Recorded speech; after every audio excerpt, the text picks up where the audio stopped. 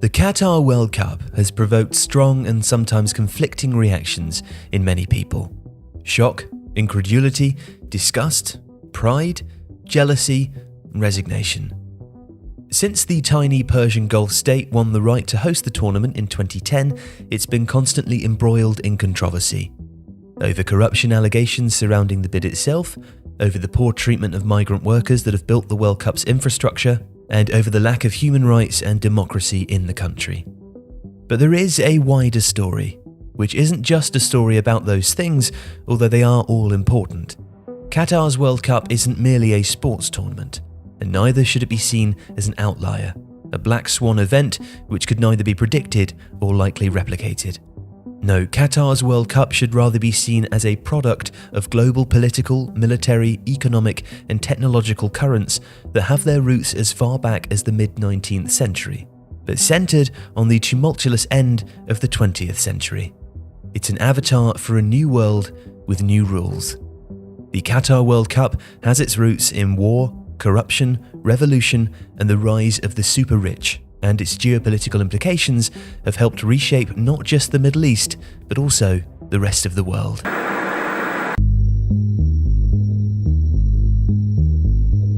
Consider these three seemingly unconnected events. They take place 32 years ago, within months of each other, in three very different parts of the world. In the United Kingdom, on January the 19th, 1990, the final Taylor report is released. The inquiry is led by Lord Justice Taylor into the deaths of 96 Liverpool fans crushed to death at Hillsborough Stadium in Sheffield during an FA Cup semi-final against Nottingham Forest. It was the worst stadium disaster in Europe, and in the immediate aftermath, Liverpool fans are blamed for the tragedy. The Taylor report put the blame squarely on poor policing and decrepit infrastructure. It took another 2 decades and constant campaigning by Liverpool fans to force the government to admit that there had been a cover-up by the police to smear the dead and deflect blame from the state's failures. But the most immediate effect in 1990 was a revolution in stadium building and design. The Taylor report highlighted how a crumbling Victorian stadium, the kind of stadium replicated across the country, played a role in the disaster and was unfit for purpose. The report recommended that standing terraces be banned, which they were. All-seater stadia were introduced, a revolution that would change English football forever.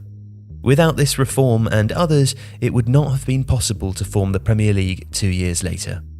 Within a decade, the English Premier League was on its way to becoming the most lucrative and watched football league in the world.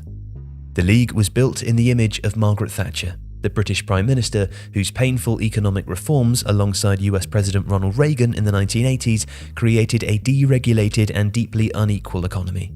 A trickle-down economy where greed was good and the crumbs would eventually fall off the table to those less below. That theory didn't work out. The wealthy merely saved the extra money or squirreled it away into tax havens. Inequality rocketed. The Premier League was neoliberalism's perfect mirror, and the commodification of English football led to a new class of owner, enticed by the UK and English football's laissez-faire attitude to investment. The newly ennobled and empowered global super rich who saw in this new fanatically popular global league an opportunity to further their own goals, whether they were political, financial, or more personal. Such was its draw, reach and power that even nation-states began to look at football, in England and beyond, as a viable political tool. Everything was for sale, and everyone was welcome to buy.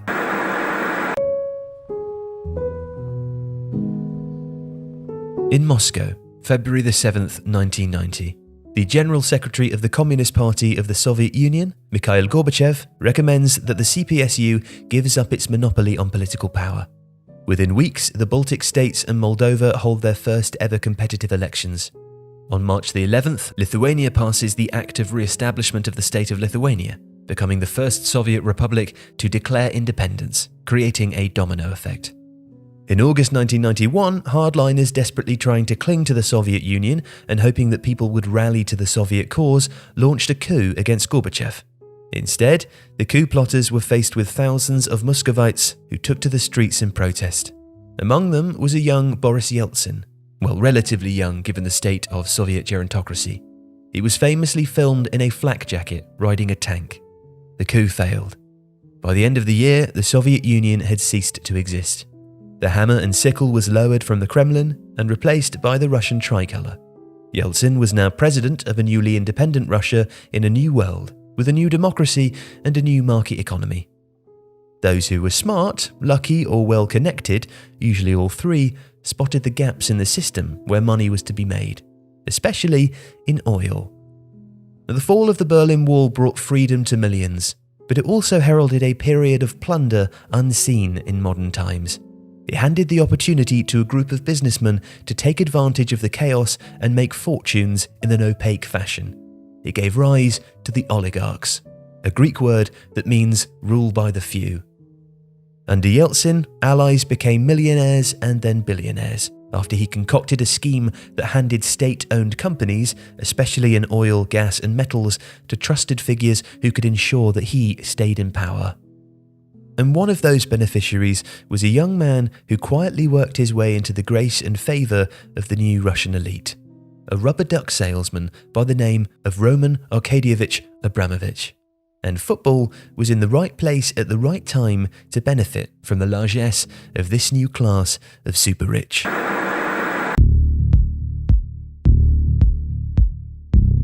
On August 2nd, 1990, an Iraqi army, 100,000 soldiers strong, invaded Kuwait. Saddam Hussein, Iraq's absolute ruler, had been embroiled in a decade-long war of expansion and attrition against neighbouring Iran.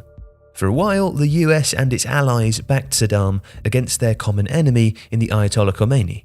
The war was ruinous. It took 1 million lives and almost bankrupted the country. And neighbouring Kuwait had bankrolled Iraq's folly and now wanted its billions of dollars in loans repaid.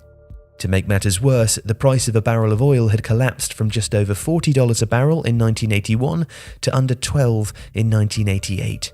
Almost 100% of Iraq's foreign reserves came from oil sales. And so, on the flimsy pretext that Kuwait was slant drilling under the Iraqi border and stealing Iraqi oil, Iraq invaded and occupied, declaring Kuwait an Iraqi province and so escaping its debt obligation. Oil prices surged to $41 a barrel. And the occupation was brutal. Although Kuwait's emir managed to flee to Saudi Arabia, the elite that remained were rounded up, jailed and tortured, and many were murdered. Sheikh Fahad al-Ahmed al-Jabr al-Sabah, a brother of the king, was shot and killed whilst trying to defend the Dasman Palace. His body was laid on the steps and crushed by an Iraqi tank as a warning to others.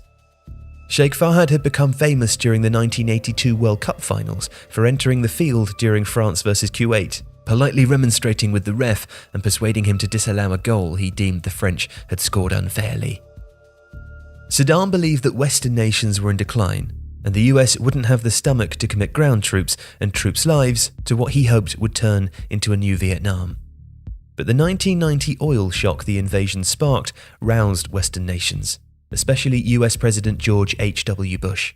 An international coalition was built, including Arab nations who feared that they would be next. And they were right. Saddam had hoped to provoke a ground war, what he called the mother of all wars, which he calculated Iraq had the best chance of winning. After unsuccessfully goading the US by firing Scud missiles into Saudi Arabia and Israel, and after America's superior aerial forces pounded Iraqi positions in Kuwait, Saddam ordered a new provocation. Iraq invaded Saudi Arabia and captured the coastal port of Al-Kafji. Coalition forces had no choice but to engage. And leading the charge were 2 tank companies from Qatar. They rolled into Kafji under the command of a youngish, unknown Sandhurst graduate, Sheikh Hamad bin Khalifa Al Thani, the Crown Prince of Qatar.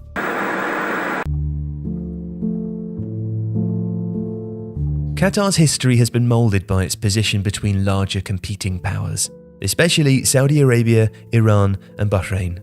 And out of the necessity, it built a reputation for mediation and negotiation. The Al Thani family were relatively recent arrivals to power in the Gulf, taking control in the mid-19th century after signing an agreement with the British that effectively recognised the Al Thani's claim over the whole Qatari peninsula for the first time. Still, a few years later, in 1871, Qatar came under pressure to accept the rule of a weakening Ottoman Empire. The Al Thani survived by negotiating, cajoling, and sometimes revolting. When the Ottoman Empire inevitably collapsed after World War I and retreated from Qatar, the British Empire took its place, guaranteeing its security in 1916. And the guarantee was vital. The Al Saud had been a continued threat on its southern border, especially once oil had been discovered in the region at the start of the 20th century. Back then, Qatar was an impoverished pearling and fishing backwater. One British civil servant posted in Qatar described Doha as little more than a miserable fishing village straggling along the coast for several miles and more than half in ruins. The suck market consisted of mean, fly-infested hovels, the roads were dusty tracks, there was no electricity, and the people had to fetch their water in skins and cans from wells 2 or 3 miles outside of the town.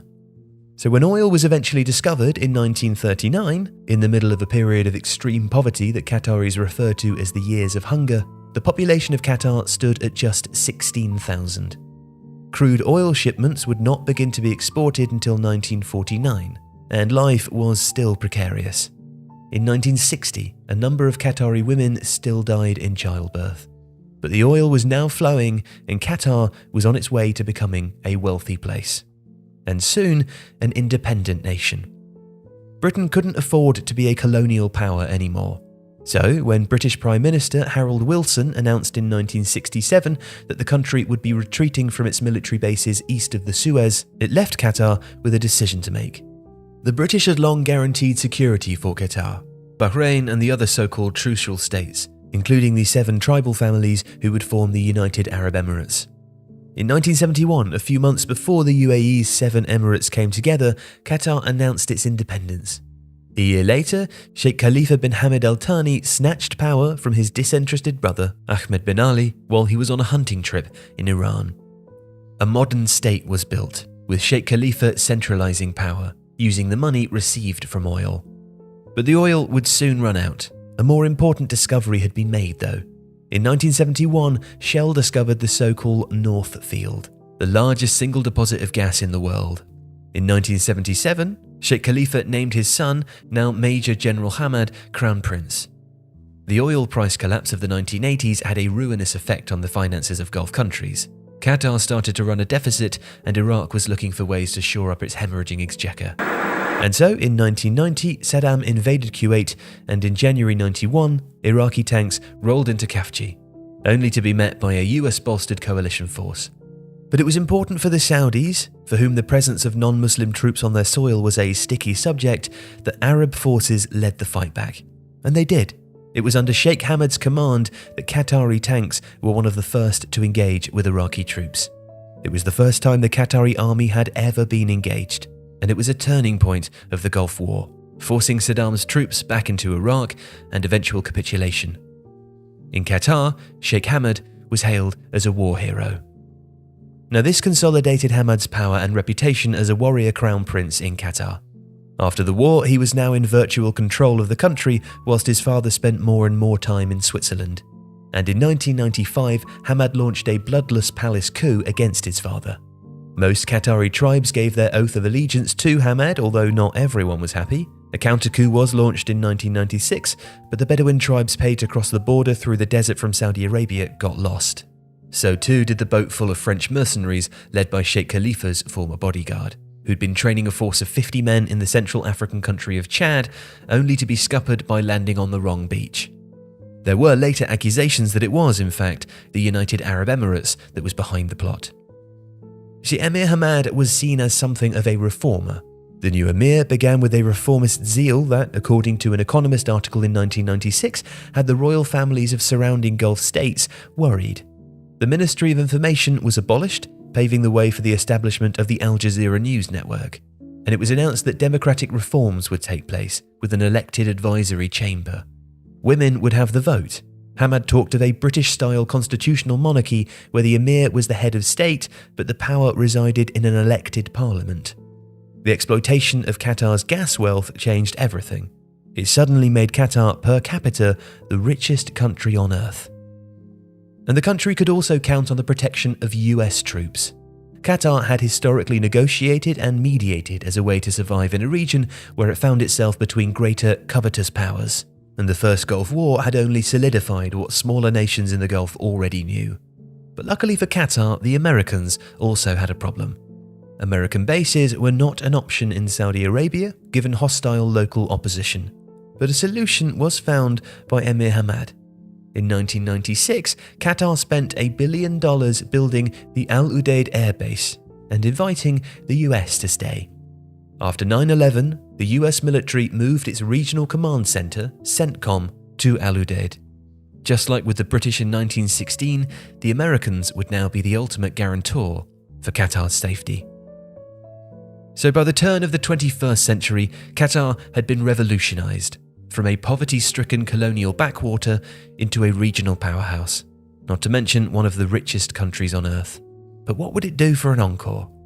Those three seemingly unconnected events, the collapse of the Soviet Union, the post-Hillsborough formation of the English Premier League, and the invasion of Saudi Arabia, had all laid the foundations for Qatar's next spectacular act.